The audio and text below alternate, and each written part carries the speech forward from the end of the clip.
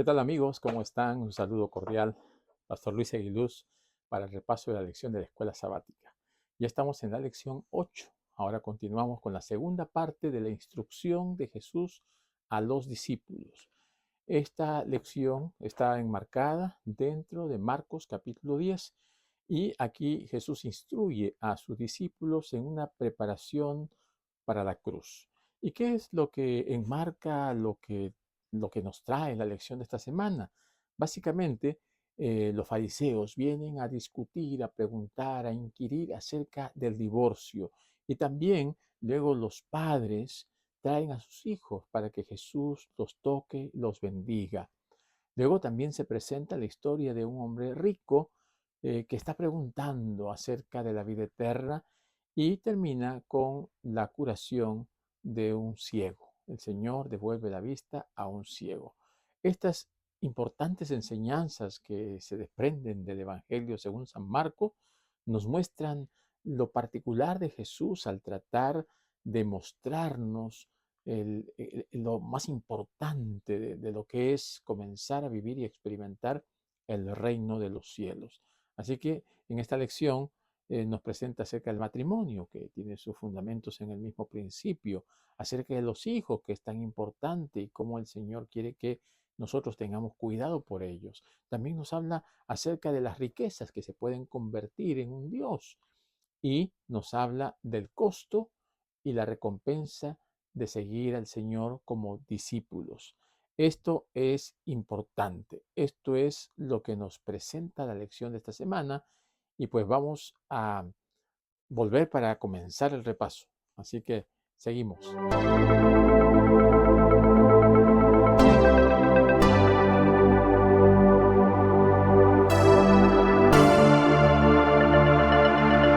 Antes de comenzar el repaso, yo quiero agradecer a todos aquellos amigos que semana a semana nos acompañan en el repaso de la lección de la escuela sabática.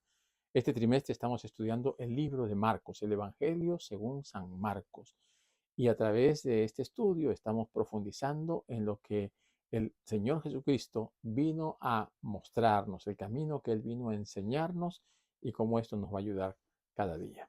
También queremos animarles para que se suscriban, si todavía no lo han hecho, para que puedan también compartir el Evangelio, para que puedan ustedes compartir este video y de esta manera otras personas también puedan escuchar la palabra de Dios. En estos momentos voy a invitar a nuestro hermano Ezequiel Peña. Él nos acompaña semana a semana con el versículo de memoria. Así que dejamos al hermano Ezequiel y regresamos. Porque el Hijo del Hombre tampoco vino para ser servido, sino para servir y dar su vida en rescate por muchos.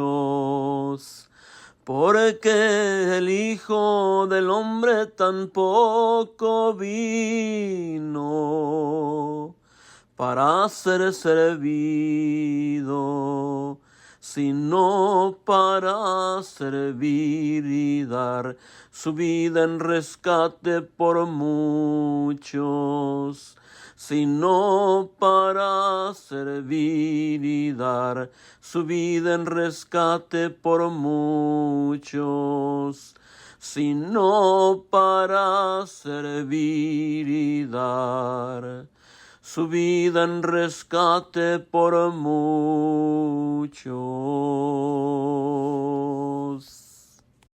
Muy bien, mis amigos, aquí estamos una vez más para el repaso de la lección. Vamos a leer, vamos a repasar el versículo de memoria que se encuentra en San Marcos, capítulo 10, versículo 45. Vamos a leerlo una vez más. Dice, porque el Hijo del Hombre tampoco vino para ser servido, sino para servir y dar su vida en rescate por muchos.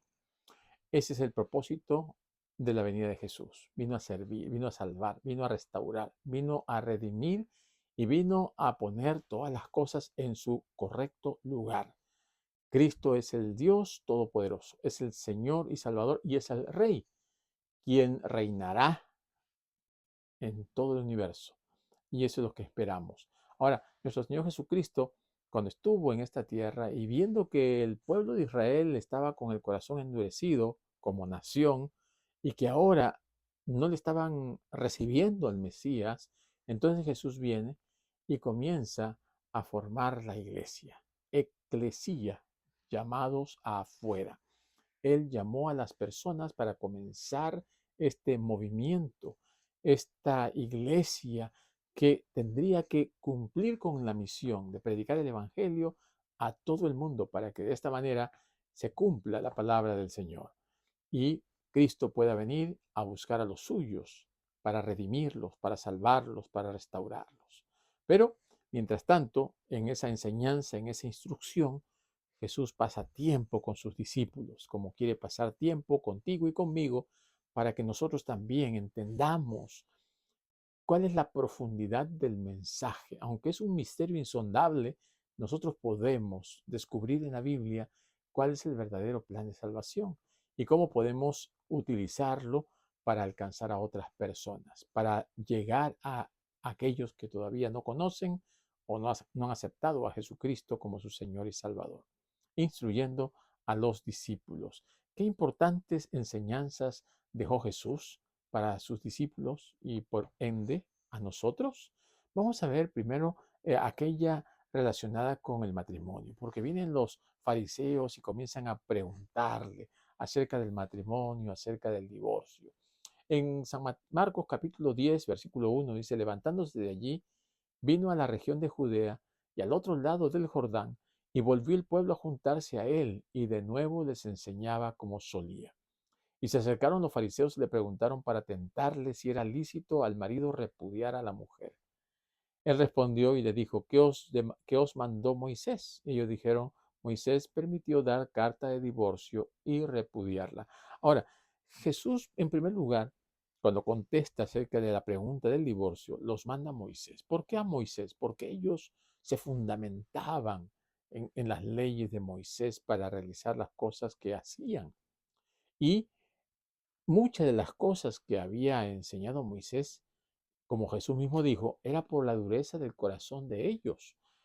Ellos dijeron que es lo que Moisés enseñó, pero Jesús les respondió y dijo, por la dureza de vuestro corazón escribió este mandamiento. Y ahora Jesús los remite al principio, a la creación misma. Y dice, pero en el principio de la creación, varón y hembra los hizo. Por esto dejará el hombre a su padre y a su madre, y se unirá a su mujer, y los dos ya no serán dos, sino uno. Por tanto, lo que Dios juntó, no lo separe el hombre. Jesús está mostrándoles que lo que Dios quiso siempre es que el hombre y la mujer formaran una unidad. Ellos establecieran el hogar. Ese matrimonio debería ser consolidado, cimentado. Ese matrimonio debería permanecer para siempre.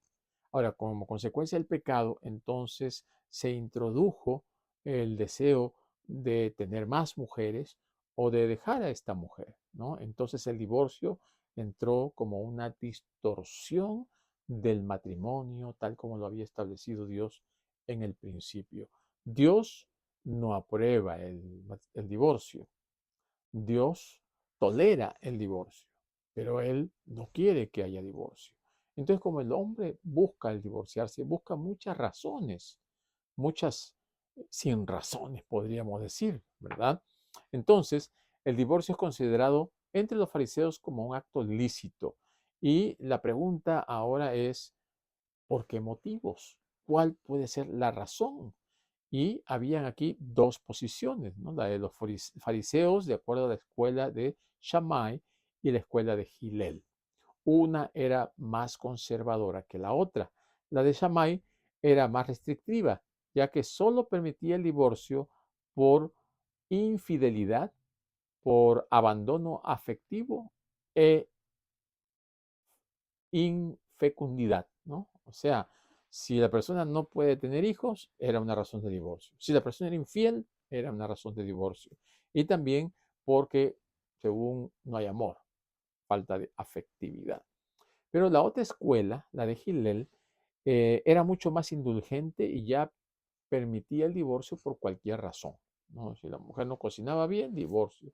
Si se decía algo que no le gustó, divorcio. Entonces, el divorcio se había llevado a un nivel muy, muy inferior. O sea, se había rebajado tremendamente. Ahora, lo que ellos querían era entrampar a Jesús, porque había una situación con respecto a Antipas, ¿no? A Herodes, quien se había divorciado de su mujer y se había casado con la mujer de su hermano. Y Juan el Bautista había estado pues dándole duro, ¿no? Había estado recriminándole y mencionándole que lo que él había hecho era incorrecto. Entonces Jesús no quería entrar en esta disputa, ¿no? Con el líder político, así que el Señor lo que le dice es que tienen que remitirse a la palabra de Dios, no a los asuntos fuera de la palabra de Dios. La ley tiene como propósito proteger a la mujer. Y la mujer había sido degradada, ultrajada y estaba siendo perjudicada tremendamente. Así que el divorcio era una forma de protegerla. Y en lugar de debatir acerca de las causas del divorcio según Deuteronomio, Jesús los lleva a Génesis, en donde se encuentra el ideal de Dios para el matrimonio, el principio divino de la unidad indivisible, porque el Señor quería que los dos formaran esa unidad y los dos serán una sola carne. Lo que Dios juntó no lo separe el hombre. Y eso es lo que muchos no entendemos. A veces falta de humildad o mucho orgullo. A veces falta de comprensión, falta de entendimiento. A veces nuestros deseos van por encima del amor como principio. Y a veces dejamos de amar a nuestra pareja porque alguien nos gusta, porque alguien nos cae bien, porque escogimos muy apresuradamente, porque algo sucedió y no sabemos perdonar. O sea, pueden haber muchas razones por las cuales podamos nosotros buscar una causa, una razón para el divorcio. Dios no quiere que esto suceda, Dios no quiere que nosotros lleguemos a separarnos por las razones que puedan traer como consecuencia en la persona, en el matrimonio, en los hijos, en la sociedad, la comunidad, etc. Así que el concepto de unidad llega a ser la base del vínculo matrimonial de parte de Jesús, consolidando el matrimonio y afirmándolo. El Señor está mostrando que como pueblo de Dios nosotros debemos marcar la diferencia. Debemos establecer un principio basado en el amor. El amor está por encima de todo. El amor cubre multitud de pecados y el amor es lo que debe primar en la relación de pareja, en la relación matrimonial. Por esto que cuando uno va a escoger su pareja, debe orar, ¿no? Orar pidiendo el sí o la aprobación de Dios. Orar pidiendo la aprobación también de los padres, la aprobación de los líderes de la comunidad, de la iglesia y la aprobación de uno mismo, ¿no? Uno mismo tiene que darse cuenta, no puede dejarse llevar solamente por, por los gustos, por los deseos, por los caprichos. Uno debe dejarse guiar por Dios y por los principios. Otro de los aspectos que se resaltan aquí en Marcos capítulo 10 es con relación a los niños. Recordemos que en la época de Jesús y ya más atrás también, habían eh, un, un manoseo en el trato hacia las mujeres y los niños, ¿no? Se estaba poniendo por debajo del nivel adecuado, ¿no? Se maltrataba, se denigraba tanto a la mujer que a los niños, que dice que no se les tomaba en cuenta. Así que en Marcos capítulo 10, versículo 13 dice, y le presentaban niños para que los tocase y los discípulos reprendían a los que los presentaban. Viéndolo Jesús se indignó y les dijo, dejad a los niños, venid a mí, no se los impidáis, porque de los tales es el reino de Dios. De cierto os digo que el que no reciba el reino de Dios como un niño, no entrará en él. Y tomándolos en los brazos, poniendo las manos sobre ellos, los bendecía. Aquí en este relato encontramos a Jesús recibiendo a los niños. Jesús les muestra a sus discípulos y los discípulos más adelante también compartirán esta enseñanza, ¿no? De que los niños tienen características importantes para ser tomadas en cuenta en la vida cristiana. Esa inocencia, esa ingenuidad, esa capacidad para olvidar y perdonar tan rápido que ellos tienen, esa capacidad para creer lo que se les dicen, esas actitudes que tienen un niño son las que deben tener los hijos de Dios, para que podamos nosotros recibir también el reino de Dios. En la antigüedad, em, el nacimiento de un niño era bien recibido, pero no se les tomaban mucho en cuenta. La mujer y los niños eran descuidados, ¿no? Pero siempre esperaban un varón. Recordemos que estaba la promesa de que iba a venir el Mesías y entonces las mujeres estaban siempre teniendo cuidado del hijo varón, dándole mayor atención, el primogénito y todo esto. Y aunque los niños eran deseados, tenían a la vez un estatus social bajo, ya que estaban considerados como esclavos. A ese mismo nivel eran considerados los niños, ¿no? Y también la enseñanza de Jesús, ¿no? Mostrándoles que el reino de Dios es como recibir a un niño, ¿no? El reino de Dios es eh, como el principio del amor, del acercamiento con esa inocencia y con ese corazón dispuesto. Así también ahora quiere Jesús que todos aquellos que se acerquen a Él tengan estas mismas cualidades. Y muchos pensarían pues que no es tan importante esto, ¿no? Pero sí, para Jesús era muy importante. Jesús le dio al niño el lugar que estos niños deberían tener, ¿no? Como individuos, como personas, deberían ser también tomados en cuenta. Jesús los bendijo. Jesús se indignó. Le dijo a sus discípulos, dejen que los niños vengan a mí. Ahora los niños en algunos lugares son abusados, son maltratados, los hacen trabajar como si fuesen esclavos, los venden. Y esto es algo que en nuestra época no debería suceder. Deberíamos tener bastante cuidado en esto. Jesús insiste en que los discípulos deben recibir a los niños, no deben interponerse, como también nosotros como líderes, nosotros como hijos de Dios, debemos pues ver el bienestar de los niños, debemos ver y atenderlos, porque ellos dependen de nosotros. El reino de Dios pertenece a estos niños. El reino de Dios es un lugar en donde todos son bien recibidos siempre y cuando actuemos como Jesús, tengamos el carácter de Jesús. No debemos ser fríos, ásperos, toscos, duros. Debemos ser cariñosos, debemos actuar con amor, con un sentido de valoración por lo que ellos realmente son.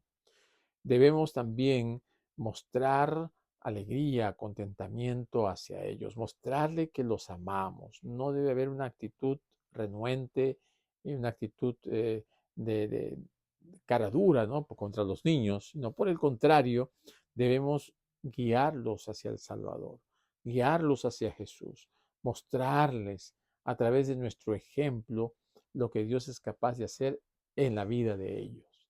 Ellos nos ven a nosotros como ejemplo. Los niños nos ven a nosotros como los líderes, ¿no? Como que alguien a quien imitar, a quien seguir. Y si les damos un mal ejemplo, ellos van a crecer con ese mal ejemplo, ¿no? Y cuando un niño crece estereotipado, crece con un carácter que no es el adecuado, es muy difícil luego hacer cambios.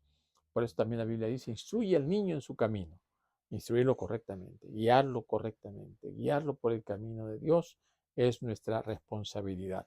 Jesús recibió a los niños, nosotros también debemos recibirlos. Jesús mostró amor por los niños, nosotros también debemos hacerlo. Miren ustedes el encuentro de Jesús con un hombre rico.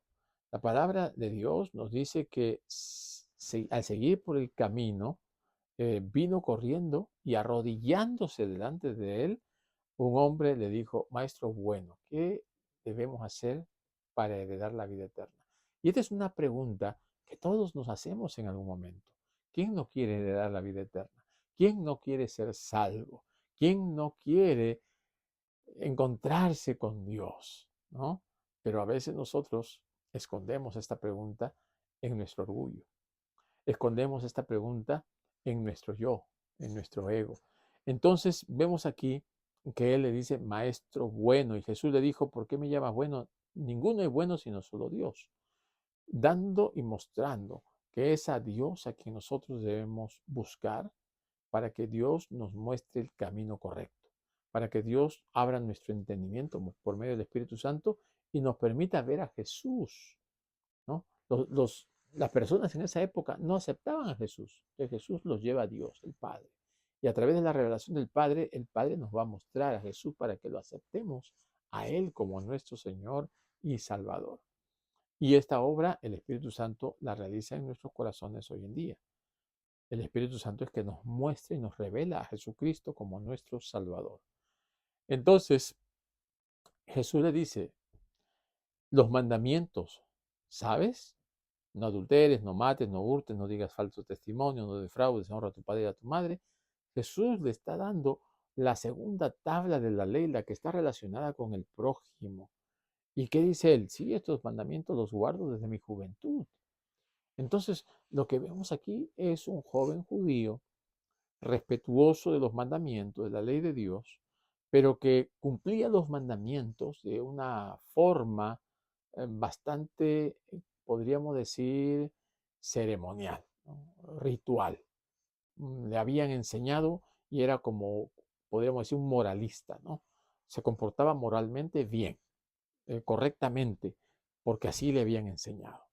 Pero en lo profundo de su corazón no había una transformación, no había un cambio, porque cuando Jesús va ahora a la parte práctica del cristianismo, le dice, eh, Jesús entonces, mirándole, le amó. Y esta expresión le amó, Marcos es el único que lo dice. Dios ama a todos.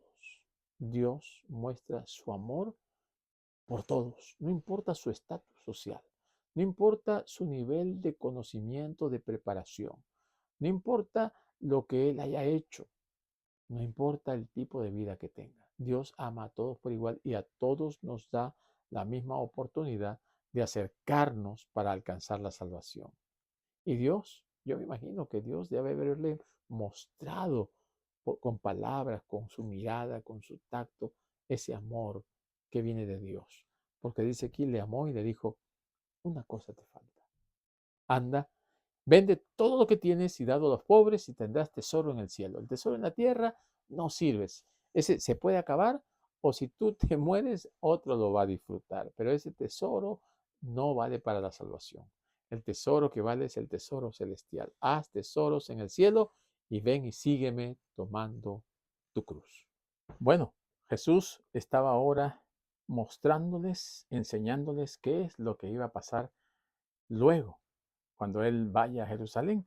Así que vamos a ver Marcos 10, versículo 32. Dice que iban por el camino subiendo a Jerusalén y Jesús iba adelante y ellos se asombraron y le seguían con miedo. Entonces, volviendo a tomar a los 12 aparte, les comenzó a decir las cosas que habían de acontecerle. Y aquí subimos a Jerusalén y el Hijo del Hombre será entregado a los principales sacerdotes y a los escribas y le condenarán a muerte y le entregarán a los gentiles y le escarnecerán, le azotarán y le escupirán en él y le matarán, mas al tercer día resucitará. Aquí Jesús está anunciándoles lo que va a suceder con él. Está preparándolos. Pero los discípulos se olvidaron luego completamente de lo que Jesús les había dicho. Es importante que Jesús enseñe a sus discípulos. Los discípulos luego nos enseñan a nosotros y nosotros enseñamos a los demás. Pero cuando nosotros no captamos la enseñanza, luego cuando viene la realidad de las cosas, nos damos cuenta, uy, no capté esto, uy, ¿cómo es esto? ¿No? Los discípulos sabían, Jesús les había anunciado y no estuvieron listos, no lo prepararon, no se prepararon para esperar a Jesús. Cuando Jesús se desapareció, recién allí se les vino en cuenta que Él les había anunciado todas estas cosas. ¿Qué más estaban en la mente de ellos? Estaban otros asuntos, asuntos terrenales. Porque cuando nosotros vemos aquí en el versículo 35, dice, Entonces Jacobo y Juan, hijo de Zebedeo, se le acercaron diciendo: Maestro, querríamos que nos hagas lo que pidiéremos. Él le dijo: ¿Qué querréis que os haga? Ellos le dijeron: Concédenos que en tu gloria nos sentemos el uno a tu derecha y el otro a tu izquierda. Miren lo que ellos estaban pensando en asuntos terrenales, en asuntos de estar a la derecha o a la izquierda. Son asuntos que no competen con el reino de Dios. Jesús le dice: ustedes van a pasar por la- el bautismo que yo voy a pasar, van a ver la copa que yo voy a beber, aunque sí lo van a pasar eso, pero el darlos, el que se ubican a la derecha y a la izquierda, eso es solamente por Dios. Dios es el que lo va a conceder cuando Él venga en gloria, cuando la gloria de Dios se manifieste. Entonces, ¿qué pasa cuando uno pone esos asuntos primero? Está dejando de lado los asuntos espirituales. Ellos están queriendo verse frente a todos como hombres principales. Jesús ya les había dicho: el que quiere ser primero tiene que ser el último. El que quiere estar al frente tiene que ser un siervo, tiene que aprender a servir. Por eso en el versículo 45, porque el Hijo del Hombre no vino para ser servido, sino para servir y para dar su vida en rescate por muchos. Este es el principio del cristianismo, el servicio, no el de figurar, no el de tener un cargo importante, no el de que todos lo vean. Ah, mira que él está allá, mira qué importante que es este o aquel o aquella. No, pero esto también trae como consecuencia que los demás reaccionen. Miren el versículo 41, dice que cuando lo oyeron los 10 comenzaron a enojarse contra Jacobo y contra Juan. Ellos provocaron esta reacción. Estaban pidiendo: antes que nadie le vamos a ganar para estar a su derecha o a su izquierda. Y los demás se enojaron. Ahora, el enojo es una actitud natural del ser humano, es una reacción natural, ¿no? Porque están viendo que ellos piensan en ellos, no en los demás. Nosotros tenemos que tener contentamiento, tenemos que aprender a contentarnos con lo que el Señor nos da, no estar buscando los primeros lugares y a ver que Dios es justo y Dios es bueno y que el reino de Dios está dado para todos y que Dios pondrá a cada uno en el lugar correspondiente donde debe uno estar. Vamos a ver la última enseñanza, la última experiencia que es importante porque también a nosotros nos enseña muchas cosas. Aquí en Marcos capítulo 10, versículo 46 dice que entonces vinieron a Jericó y al salir de Jericó, él y sus discípulos y una gran multitud, Bartimeo el ciego, hijo de Timeo, estaba sentado junto al camino mendigando. Y oyendo que era Jesús Nazareno, comenzó a dar voces y a decir: Jesús, hijo de David, ten misericordia de mí. Y muchos le reprendían para que callase, pero él clamaba mucho más: Hijo de David, ten misericordia de mí. Entonces Jesús, deteniéndose, mandó a llamarle. Y llamaron al ciego, diciéndole: Ten confianza, levántate, te llama. Y él entonces, arrojando su capa, se levantó y vino a Jesús. Y Jesús respondiendo le dijo: ¿Qué quieres que te haga? Y el ciego le dijo: Maestro, que recobre la vista. Jesús le dijo: Vete, tu fe te ha salvado. Y enseguida recobró la vista y seguía a Jesús en el camino. Aquí vemos algo interesante, ¿no? Jesús, a través del libro de Marcos, ha estado diciéndole a todo el mundo que se queden callados, que no digan lo que Jesús ha hecho. Y en vez de quedarse callados, anuncian. Ahora, antes de que le diga nada, Bartimeo comienza a gritar. Todo el mundo se enteró de que Jesucristo era el Hijo de David.